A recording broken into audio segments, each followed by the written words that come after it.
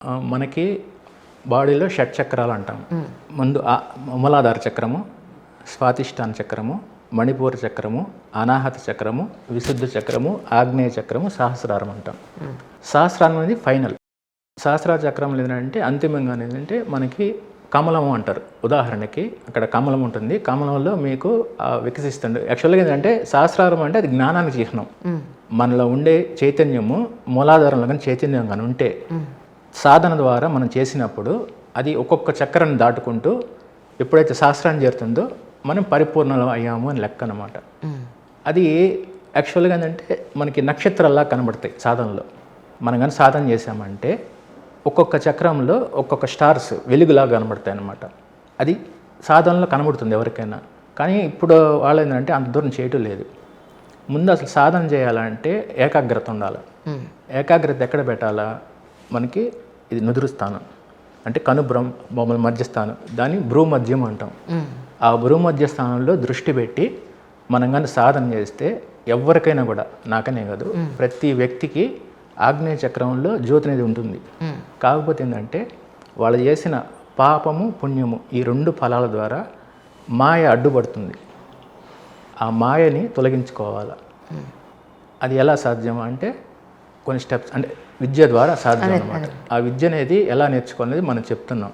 కాబట్టి ముందు సాధనలో ఏంటంటే పాపాన్ని పోగొట్టుకోవాలి. పుణ్యం అట్లే ఉంటుంది స్టోర్. అది మనం పోగొట్టుకోవాల్సింది పాపం. మరి పాపం ఎలా పోతుంది? మీరు చిన్నతనం నుంచి మీకు తెలిసి మీరు ఏ తప్పు చేయలేదు.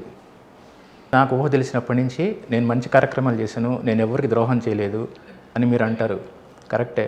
కానీ పూర్వజన్మలో ఏం చేస్తారో మీకు తెలియదు. అంటే చాలామంది యాక్టివిస్టులు అన్నది ఏంటంటే పూర్వజన్మ అనేది ఉందని ఎలా నమ్ముతారో అండి అని అంటారు. సరే, మనం మానవులు వదిలేసేయండి. కానీ మనం దేవుణ్ణి నమ్ముతాం కదా, భగవద్గీతను నమ్ముతాం కదా.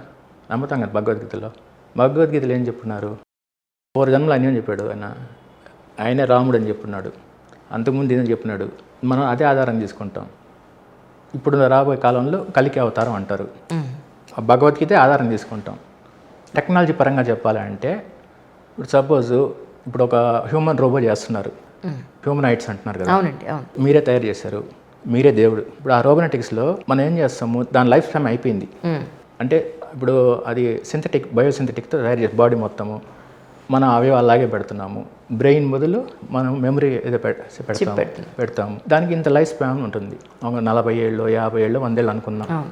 దాని పని అయిపోయింది, ఆ బొమ్మ పని అయిపోయింది. అప్పుడు మీరేం రికవరీ ఏం చేయాలి? First data. ఆ డేటాని తీసి ఇంకొక రోబోట్లో పెడతారు. సేమ్ అదే కదమ్మా దేవుడు చేస్తుంది. ఇది హ్యూమన్ బాడీ. హ్యూమన్ బాడీ పడిపోతా ఉంది. మనం చేసిన పాపము పుణ్యము ఇవన్నీ ఏంటంటే సోల్ అంటాం. నా భాషలో నేను చెప్పుకోవాలంటే యాక్చువల్లీ సోల్ అన్ను, ఆత్మ అన్ను, చైతన్యము అంట. ఈ మొత్తం అనంత విశ్వం అంతా చైతన్యమయం. ఇప్పుడు సైంటిస్టులు అని చెప్పేది ఏమని? డార్క్ మ్యాటర్, డార్క్ ఎనర్జీ, ఈ రెండే చెప్తారు. ఈ విశ్వం అంతా ఉండేది డార్క్ మ్యాటరు, డార్క్ ఎనర్జీ అంటారు.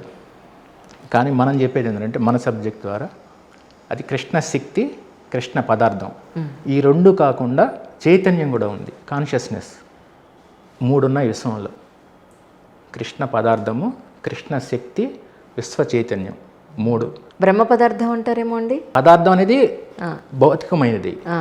పదార్థం అంటే అది ఏదో ఒక ఆటంతో తయారైంది పదార్థం. పూర్తిగా చెప్పాలంటే అసలు అన్ని పదార్థాలు బ్రహ్మ పదార్థాలే. కానీ ఏముంది? ఇప్పుడు మనం బ్రహ్మ పదార్థమే.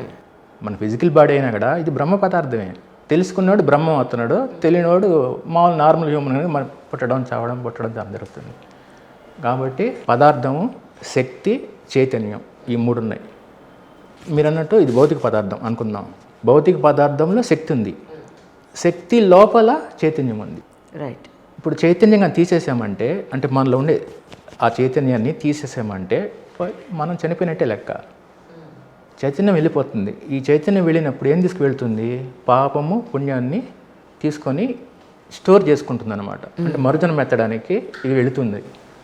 ఇది ఎక్కడికి వెళ్తుంది? అందరూ అన్నట్టు ఈ గ్రహాలు అనేది ఇంకెక్కడ జీవం లేదు అంటున్నారు.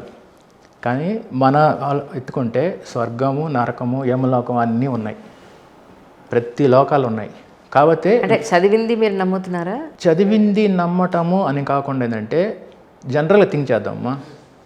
మనం ఉండేది మిల్కీవే, పాలపుంత అంటాం. ఒక నక్షత్రం, సూర్యుడు ఒక నక్షత్రం, గ్రహం అనగాం కదా, ఒక నక్షత్రం అంటాం. ఈ నక్షత్రాలు 9 గ్రహాల్లో మనం ఒక గ్రహం భూమి మీద ఉన్నాం.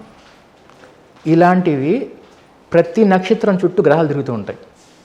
సూర్యుడికి ఉండే డిస్టెన్స్ ఆ మధ్య మార్గాన్ని బట్టి, మధ్యలో ఎంత డిస్టెన్స్ బట్టి మనకి జీవం ఏర్పడడానికి వాతావరణం ఎక్కడ ఉందో అక్కడ ప్రతి దగ్గర జీవం ఏర్పడుతుంది. కాకపోతే ఏంటంటే తేడా ఎక్కడ వస్తుందంటే మనలాగే ఉంటారా లేదంటే మనకి భిన్నంగా ఉంటారా అనేది ఆలోచన వస్తుంది. మనలాగే ఉండొచ్చు లేదా మనకి భిన్నంగా శరీరాలు ఉండొచ్చు. ఇప్పుడు మనం ఆహారం తీసుకుంది మనం జీవించలేం. కానీ ఈ భూమి మీదే కొన్ని జీవులు ఉన్నాయి. అవి ఏంటంటే జస్ట్ సూర్యాస్తం తీసుకుని జీవించేవి ఉంటాయి. ఇప్పుడు చెట్లు ఉంటాయి, చెట్లు కూడా జీవం ఉంది, కాబట్టి వాటికి స్పర్శ లేదు. కానీ వాటికి అది ఏం చేస్తుంది, సూర్యుడి నుంచి శక్తి తీసుకొని భూమి నుంచి నీరు తీసుకొని జీవిస్తూ ఉంది. అలాగే అంటే ఇతర గ్రహాల్లో కూడా మనం ఏంటంటే వీళ్ళు అన్నట్టు ఏలియన్స్ ఇవన్నీ పక్కన పెట్టండి. ఇప్పుడంటే ఏలియన్స్, ఆ భాష అనేది ఏలియన్స్ అంటారు. మన వాళ్ళు ఏమంటున్నారు, గతంలో ఇక్కడికి దేవతలు వచ్చారని చెప్పి మన గ్రంథాల్లో ఉంది, పురాణాల్లో రాస్తుంది. మనకి వరాహ అవతారం ఉంది. కనీసం ఒక 1000 సంవత్సరాలు 1500 సంవత్సరాల పూర్వం గుళ్ళు పైనే వరాహవతారంలో ఆయన పైన భూమి రౌండ్గా ఉన్నట్టు పెట్టున్నారు.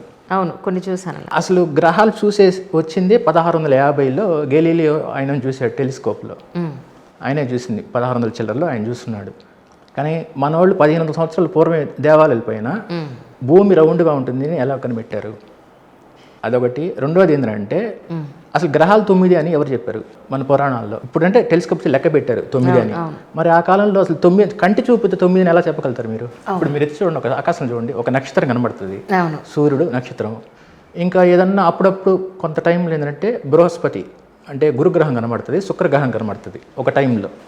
ఈ గ్రహాల వరకే కనబడతాయి కానీ మనకు పెద్దవి కనబడవు. మిగతా గ్రహాలన్నీ 9 గ్రహాలు మనకు కనబడవు కదా. మరి ఎలా చెప్పగలిగారు 9 గ్రహాలు ఉన్నాయని? ఎలా నవగ్రహాలను ఏర్పాటు చేసి సూర్యుడిని మధ్యలో ప్రతిష్ఠించి ఈ 9 గ్రహాలు ఉన్నాయని ఎవరు చెప్పారు? ఎలా సాధ్యమైంది? అంటే అప్పట్లోనే దివ్య దృష్టి అనేది మన ఋషులకు ఉంది కాబట్టి ఆ ప్రాచీన ఋషులు చూసి మనకు చెప్పగలిగారు అన్నమాట. ఇంతకీ మీకు దివ్య దృష్టి అనేది లేదా దివ్య అందాక మీరు ఒక దీపం వెలిగింది అనేది చెప్పారు.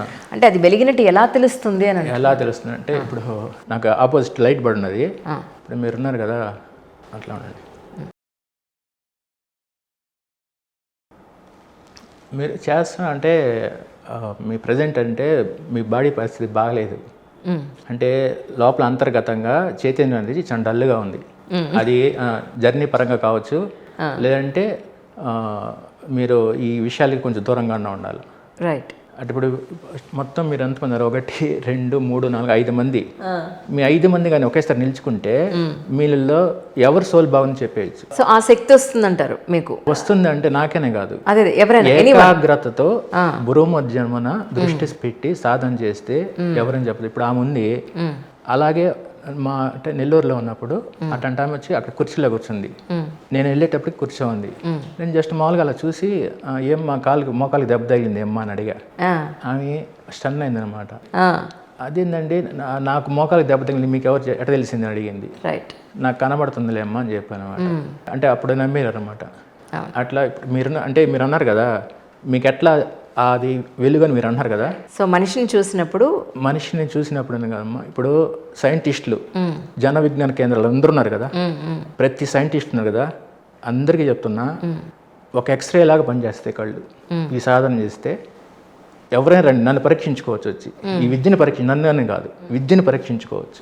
ఇది చెప్పేది అబద్ధమా నిజమా ఇప్పుడు దాకా నమ్మట్లేదు అందరూ. ప్రతి ఒక్కరు రండి, ఈ విద్య నేను నేర్పిస్తాను.